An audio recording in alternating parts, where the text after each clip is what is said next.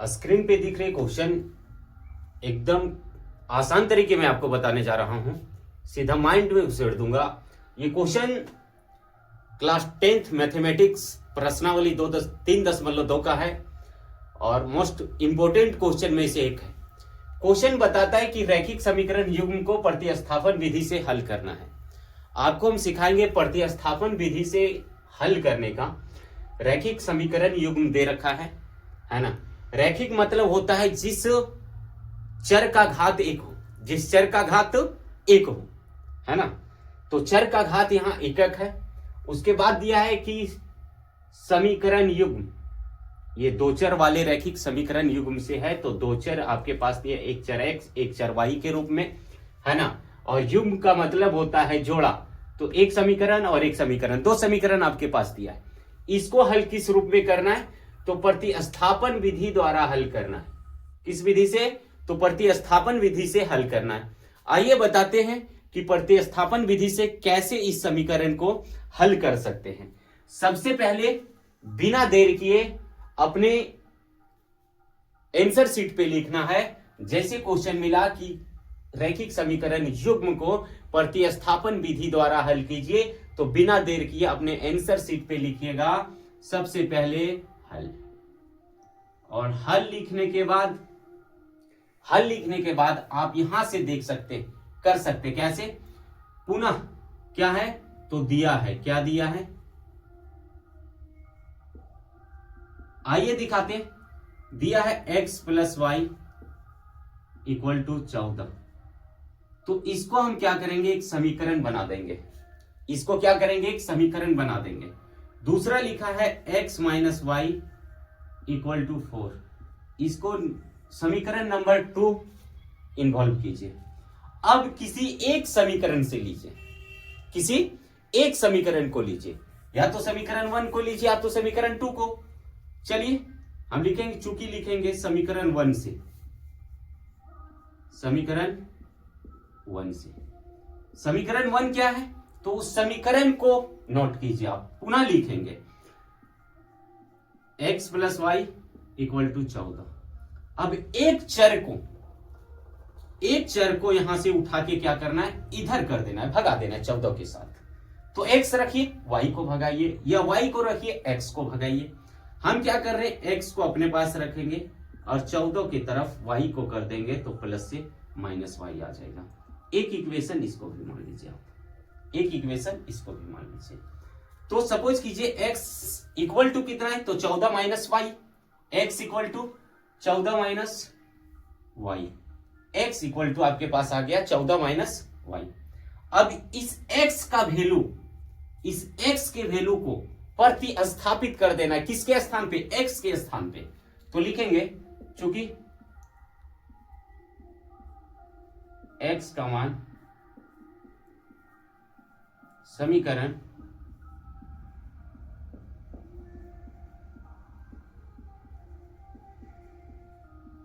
2 में प्रतिस्थापित करने पर, किसमें? इस x का वैल्यू समीकरण 2 में प्रतिस्थापित कर रहे हैं। इस समीकरण में हम क्या करेंगे? प्रतिस्थापित करेंगे। तो एट फर्स्ट हमें क्या करना है? सबसे पहले समीकरण 2 को लिखिए। समीकरण 2 है x minus y equal to 4। क्या दिया? x का मान। तो x का मान, x के स्थान पे कितना लिखना है? 14 माइनस वाई लिखना है। यहां कितना लिखना है? 14 माइनस वाई, माइनस वाई पहले से इक्वल टू 4। चलिए इस 14 को उठा के उधर फेंकेंगे, माइनस और माइनस प्लस हो जाएगा, चिन्ह रहेगा माइनस का। एक वाई और एक वाई, सपोज करते हैं एक विधायक और एक विधायक मिलके कितना हो गया? 2 विधायक, तो माइनस 2y। इस 14 को उठा के उधर फेंकेंगे तो माइनस में आ जाएगा 14। अब आपके पास बच गया इधर माइनस 2y और प्लस माइनस माइनस हो जाएगा, घटेगा, चिन्ह माइनस का रहेगा, 10 बचेगा। माइनस से माइनस खत्म, y इक्वल टू आपके पास कितना है? तो y इक्वल टू 10। ये 2 जो है यहां गुना में था, इधर भाग में हो जाएगा, काटेंगे कितना देगा? 5। तो y की वैल्यू हमने कितना निकाल दिया है? 5। ये आपके पास y का मान आ चुका है। क्या आ गया? y का मान आ चुका है। अब y की वैल्यू आ गया। अब इस y के मान को समीकरण 2 में प्रतिस्थापित नहीं करिए, समीकरण 3 में प्रतिस्थापित कर दीजिए, है ना। लिखेंगे चूंकि x का मान समीकरण 3 में क्या करना है? प्रतिस्थापित करने पर। अब समीकरण 3 कितना है मेरे पास, ये आप देख लीजिए। तो समीकरण 3 लिखा है x इक्वल टू 14 माइनस 5, है ना। तो x इक्वल टू 14 और y के स्थान पे 5 माइनस 5। तो x इक्वल टू कितना आएगा? 14 में से 5 चला जाएगा, 9 बचेगा। और अंततः क्या आ गया? x और y की वैल्यू हमने निकाल दिया। चलिए एक दूसरा क्वेश्चन इसका देखते हैं, प्रतिस्थापन विधि का। बने रहिए मेरे इस वीडियो के अंत तक।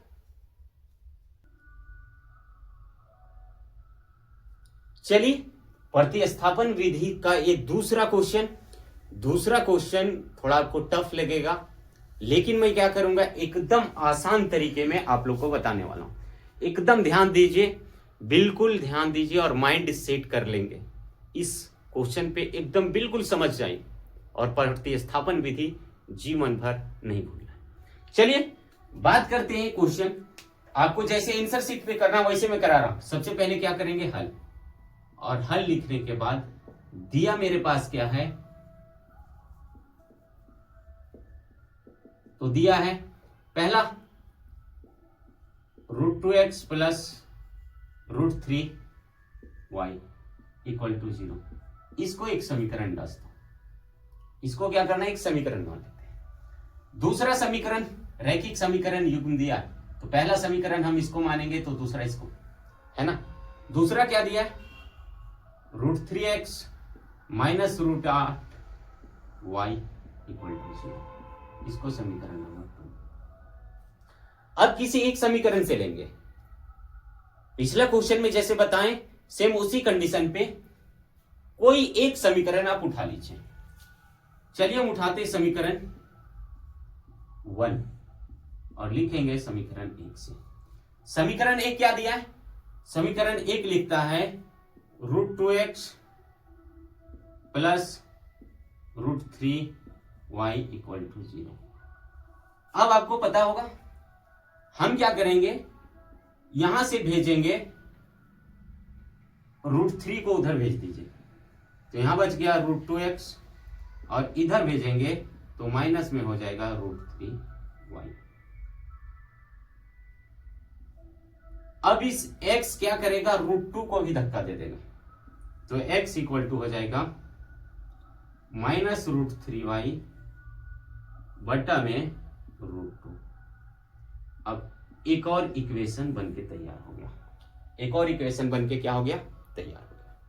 अब इस इक्वेशन को यानी x के मान को, इस x के वैल्यू कितना हम यहां दिया है माइनस √3y बटा √2 को किसी एक समीकरण यानी समीकरण नंबर 2 में प्रतिस्थापित कर दीजिए। चूंकि लिखेंगे x का मान समीकरण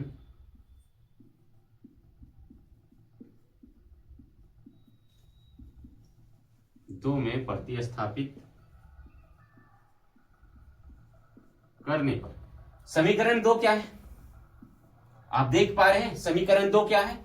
तो समीकरण 2 यहां देखिए, समीकरण 2 √3x minus √8y equals to 0। ये समीकरण 2 है। अब जब समीकरण 2 मेरे पास आ चुका है तो उस x के स्थान पे लिखेंगे माइनस √3y बटा √2। तो यहां से हम कर सकते हैं √3 इंटू एक्स के स्थान पे माइनस √3y बटा √2 माइनस √8y इक्वल टू 0। देखिए अब आपके पास ये बन के तैयार है। अब यहां से हम क्या कर सकते हैं, 3 जो है √3 से गुना करेंगे तो √3 गुना करने पर क्या देगा, एक फ्रेशली 3 देगा माइनस का। क्योंकि एक फ्रेश अक्षर के अंदर 2 रूट छुपा होता है, एक फ्रेश अक्षर के अंदर 2 रूट छुपा होता है और √3 को गुना करेंगे तो फ्रेशली 3 देगा और y इंटू वाई है ना, बटे यहां आ गया आपके पास √2 माइनस √8y इक्वल्स टू 0। अब देखिए दोनों का एलसीएम लीजिए आप, यहां से √2 आ जाएगा, आ गया √2 से √2 कटा, इसके नीचे कुछ नहीं, एक लिख सकते हैं, लिखेंगे सर, बिल्कुल लिखेंगे। और जब एक लिख दिए तो एक से डिवाइड करेंगे √2 को कितना बार में, √2 बार में, √2 से √2 को डिवाइड करेंगे एक बार में, एक से गुना कीजिए इसको तो -3y, माइनस का चिन्ह है -3 से, और जब इसको गुना करेंगे तो ये कितना दे देगा 16 √16y इक्वल टू 0।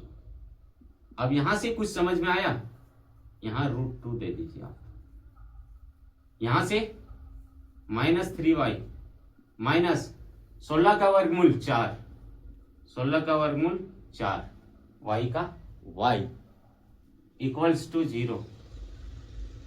अब यहां से कर सकते हैं हम -7y, और ये जो है ये इधर चला जाएगा तो ये 0 हो जाएगा, है ना।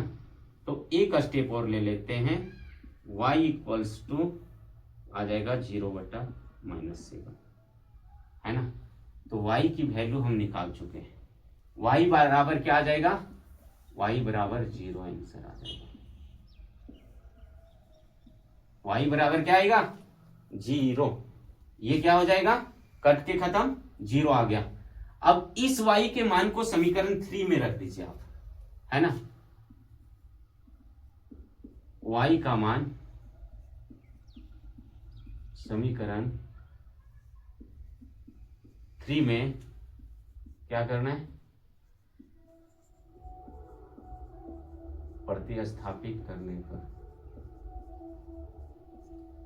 अब प्रतिस्थापित कर रहे हैं तो सबसे पहले समीकरण 3 क्या है, तो समीकरण 3 दिया है x इक्वल टू -√3y बटा √2, x इक्वल टू -√3y बटा √2।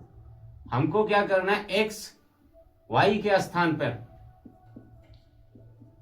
0 लेना है, √2, तो x इक्वल टू गुना कीजिए 0 देगा √2, तो खत्म होके क्या आएगा, x इक्वल टू 0, यानी x और y का वैल्यू मेरे पास आ गया बिल्कुल करेक्ट, सही।